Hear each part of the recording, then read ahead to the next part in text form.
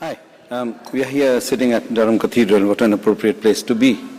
It's a holy place. It makes us feel better, doesn't it? Makes us relax. So here we are with Maureen. Maureen, tell me a story. I won't interrupt, I promise. You tell me what happened to you, where, when.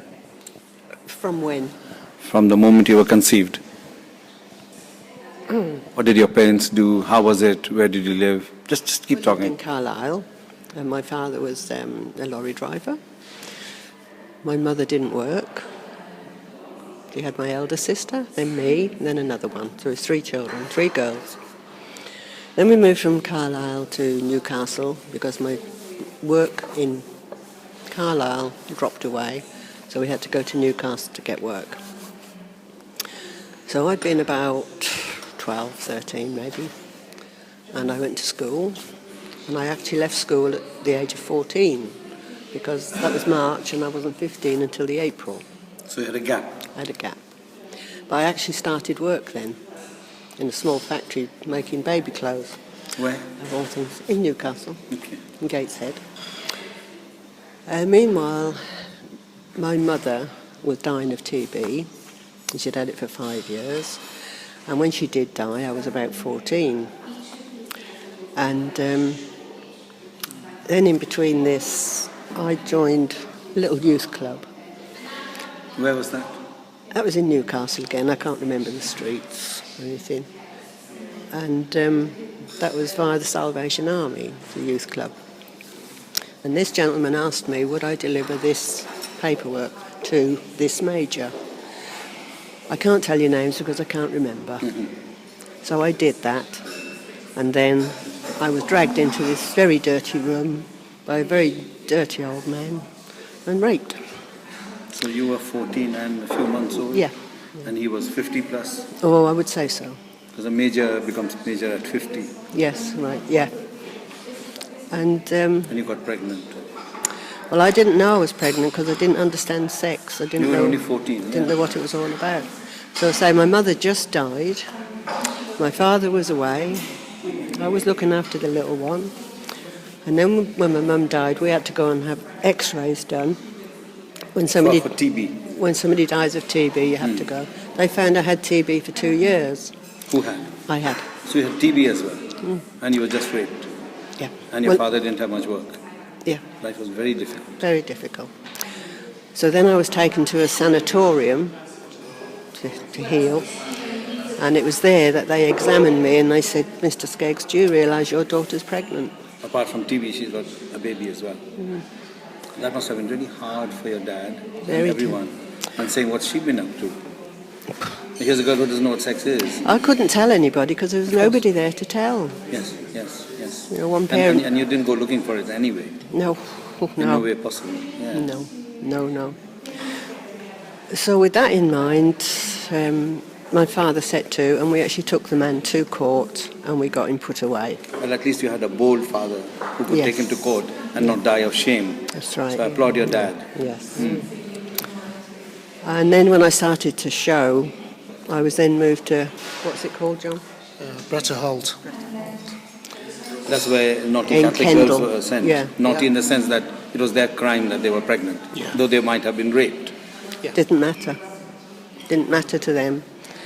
And that was a very, very, very dark time indeed. And anyway, I had my baby, and then I had to take him out of that place on my arm and take him to an adoption society in Newcastle and just hand him over. Or just you and the baby. Yep. I went home to nobody. Very sad. And you're now, what, 15? Max? Yes, yeah, 15 plus, I suppose, by the time I had him. You were born in April. And when was John born? December the 2nd. Okay. So it'd be just 61. Yes. Yeah. Then And what happened? What happened then is, because I'd been so ill for so long With the TB? with TB, my father was advised, take your daughter to Great Yarmouth or somewhere where there's seaside, fresh air, because she For needs recovery. needs it. So that's what we did, and that's how we ended up in Norfolk. That's why your accent is so Norfolky. We ended up there, and I just went to work. And What did you do? That was electronic factory, putting pieces together, bits and pieces. And then I left there about perhaps a year later, and I worked in a garage serving petrol. Where was the baby in the meantime? Don't know. Don't know. So the baby was taken off you at an adoption agency. 6 weeks old. Were you breastfeeding him at the time? No, we weren't allowed to. You weren't allowed to breastfeed. You weren't allowed to make any bonds. He was just a piece of meat that you were meant to give away in a parcel. No feeling whatsoever. And then what? Well, then life just carried on. I got married. Did you tell your husband? No. No, my husband was a policeman. And he must have vetted me because he found out. And then, to be honest, he abused me for another 24 years. Because you were scrap metal, you were seconds. You had already been used before. So that mark was left on you. Very much so. So anyway, he finally left me for somebody else, a younger girl, about 18. And he left me a letter saying, well, you finally made me leave you. Thank you very much. What a weak little man. Yes, you made me leave you. Like Hardy says, another fine mess you got me into. Exactly. Poor little... I can't swear on microphone. And so then what did you do? well, I went very deep for about 3 months, didn't say anything to anyone because I lived in the countryside at the time. And I just kept to myself. And I finally broke out and come out and changed myself and got on with life. The only way is up, isn't it? It was so down. What age did you actually start changing yourself? 44. So you suffered for about 30 years.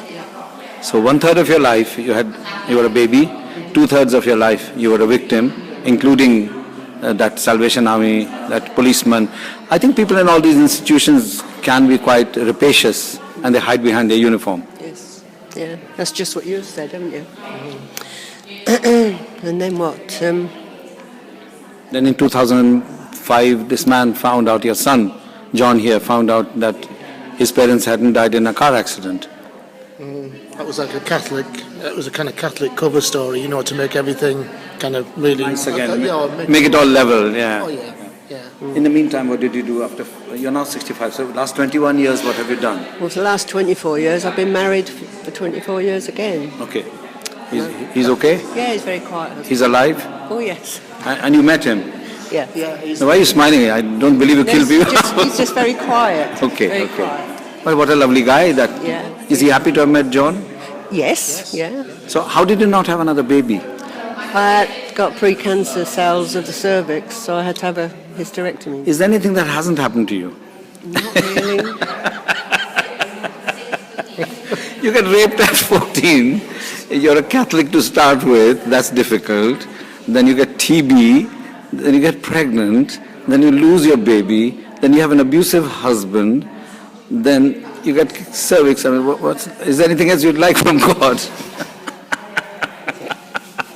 You must be a Hindu. You must have been a real bad Hindu in your last life, I think so. Otherwise, why should one person be given so much pain? So how do you understand all this? How do you make sense of all this? I don't really, but I just think I'm a strong person, and I've carried on and pushed through. And John finding me is my life now. And I can't believe we love each other so much and we're so alike. 50% of him is you, and 50% is someone who's donated his genes and may his soul roast in hell. I mean, it took me a long time to forgive the said person, but get to the station now. Yes. What happened at the station? So John goes and meets you. Yes. Seeing my husband, seeing my John off. He's buried in my shoulder. I'm looking over his shoulder, and there stands this lady, yards from me, just smiling. And it was an enigmatic smile. Literally, she shone. So she was glowing with light. Literally. And got John on the train, and I'm walking out of the station, and she touches my shoulder. Just taps you up like... Yeah. And I turned and she says, I don't know who you were seeing off, but the magnetism from you two spread across the station, which was absolutely fantastic. And then she said, oh, she says, I've upset you now, I'm sorry. I said, no, that's all right, I'm just breaking down a bit now. But she says, who was it then? I said, that was my son. She says, no, she says, you're too young to have a son that age. I said, well, I'm sorry it is. But when did you last see him? I said, 50 years ago. It's like a wartime story, isn't it? Second World War, people meeting, First World War. It's a bit like that, isn't it? Yeah. And I, in fact, ended up telling her the whole thing, the whole story. Up until this point. Sometimes it's easier to tell a total stranger the whole story than someone you know. It's such a pain, such a shame as society decrees. Well, up until this point, my mother couldn't feel able to tell me how I'd come into the world. So It's too painful to lift the carpet. But now you're talking about it so easily and on camera. Yeah. So bravo, congratulations. It's just, I would love to introduce you to Tyne Tees or someone. Go and make a movie about it, because I think what you've done is absolutely remarkable. No. It is. People get It's crushed, happened to so many girls. but they don't come out and tell. No, That's the strength of you. yeah. I'm going to present you something on air, which is the sign of a strong mother. You know Yashoda and Krishna, Lord Krishna and his mother Yashoda, or Virgin Mary and her son Jesus. I'm giving you a Durga as someone who will look after you. Thank you. She is the strength of a mother. All right. She's kind and compassionate, but touch her son and she'll kill.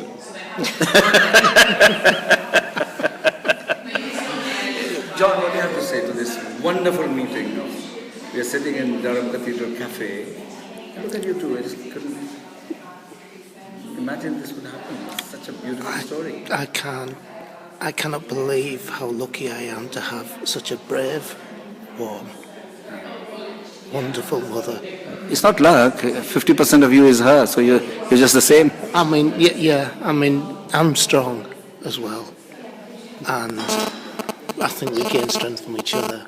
Good. too.